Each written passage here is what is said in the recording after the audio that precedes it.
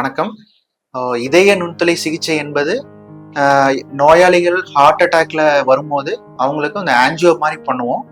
Angio பண்ணிட்டு இப்போ black இருக்குது கன்ஃபார்ம் ஆச்சுன்னா, சப்போஸ் 70% மேல பிளாக் இருக்குன்னா அதுக்கு நம்ம நுண்துளை சிகிச்சை பண்ண வேண்டி இருக்கும். நுண்துளை சிகிச்சைன்றது ஒன்றும் பயப்பட வேண்டாம். கையிலிருந்து சின்னதா ஒரு இன்சிஷன் சொல்லலாம், சின்னதா ஒரு கட், மேபி ஐ திங்க் ஒரு 2 மில்லிமீட்டர் 3 மில்லிமீட்டர் கட் மாதிரி போட்டு அதுக்குள்ள டியூபு போய் ஹார்ட்டுக்கு போய் நம்ம செக் பண்ணி பார்ப்போம் எங்க பிளாக் இருக்குதுன்னு பார்ப்போம். மோஸ்ட் ஆஃப் த டைம்ஸ் இந்த ஹார்ட் அட்டாக்ல வரும்போது ஏதோ ஒரு ரத்த குழாயில தான் பிளாக் இருக்கும். சப்போஸ் அந்த எந்த ரத்த குழாய் அடப்புனால ஹார்ட் அட்டாக் வருதோ அந்த ரத்த குழாயில 70% மேல இருந்ததுன்னா அந்த ரத்த பிளாக்கை எடுத்து விட்டுட்டு ஸ்டென்ட் தேவைப்பட்டா வைக்கிற மாதிரி இருக்கும். ஸ்டென்ட் வச்சிட்டோம்னா ஃப்ளோ இமீடியட்டா அந்த ரத்தோட்டம் நல்லா இம்ப்ரூவ் ஆயிடும் ரத்த குழாய். அண்ட் பேஷண்ட்டுமே நோயாளிகளுக்குமே இமீடியட்டா அந்த வலி எல்லாமே கம்மி ஆயிடும், ஹார்ட் ஃபங்க்ஷனும் இம்ப்ரூவ் ஆயிடும். ஸோ ஒன்றும் பயப்பட வேண்டாம். இது வந்து ரொம்ப ஒரு சிம்பிள் ப்ரொசீஜர், சாதாரண ப்ரொசீஜர் தான்.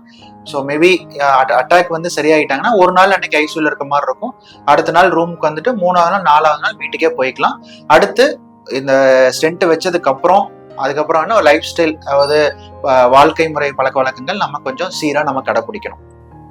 இதய நுண்துளை சிகிச்சை பண்ணதுக்கு அப்புறம் பேஷண்ட்ஸ் எப்படி அவங்கள பாத்துக்கணும் சார்?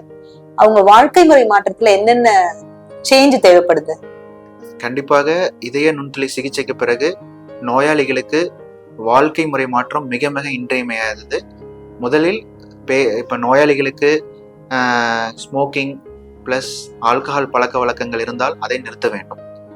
ஸ்மோக்கிங் கண்டிப்பாக நிறுத்தணும், ஏன்னா அது இம்பார்ட்டன்ட் ரிஸ்க் ஃபேக்டர் நோயாளிகளுக்கு.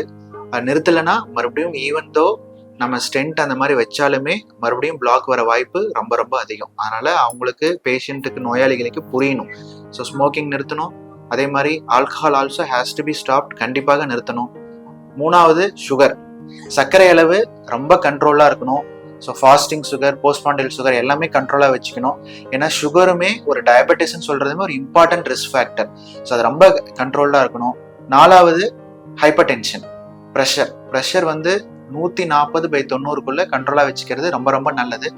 அதுக்கு 140க்கு மேலே போச்சுன்னா இந்த மெடிசன்ஸ்லாம் எடுக்கும்போது சம்டைம்ஸ் அந்த ரத்த கசிவு இந்த மாதிரி வர வாய்ப்பு இருக்கு. அதனால ப்ரெஷர் கண்ட்ரோலும் சுகர் கண்ட்ரோலும் ரொம்ப ரொம்ப அவசியம். அடுத்து வாக்கிங்.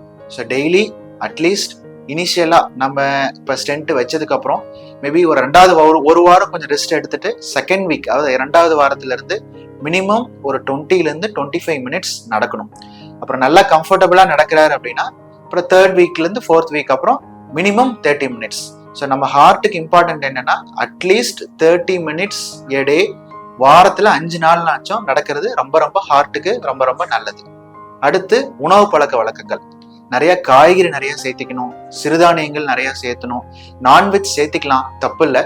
மேபி சிக்கன் ஆர் மீன்லாம் ரொம்ப, கடல் மீன்கள் ரொம்ப நல்லது, ஃப்ரை பண்ணாம குழம்புல போட்டு சாப்பிட்றது ரொம்ப நல்லது. முட்டை டெய்லியும் கூட ஒயிட் மட்டும் எடுத்துக்கலாம், தப்பு இல்லை. வீக்லி மேபி 5 to 6 days எடுத்துக்கலாம். ஸோ மெயினாக என்னன்னா ரைஸ் குறைச்சிடணும், கார்போஹைட்ரேட்ஸ் கொஞ்சம் குறைச்சிட்டு கொஞ்சம் சிறுதானியங்கள் அந்த மாதிரி சேர்த்துனா சுகரும் கண்ட்ரோலாக இருக்கும், கொலஸ்ட்ராலும் கண்ட்ரோலாக இருக்கும். அண்ட் நம்ம நோயாளிகளும் பழைய நிலைமைக்கு வர இமீடியட்டாக அவங்க திரும்பி வந்துக்கலாம் அண்ட் சிறப்பாக வாழலாம். தேங்க்யூ.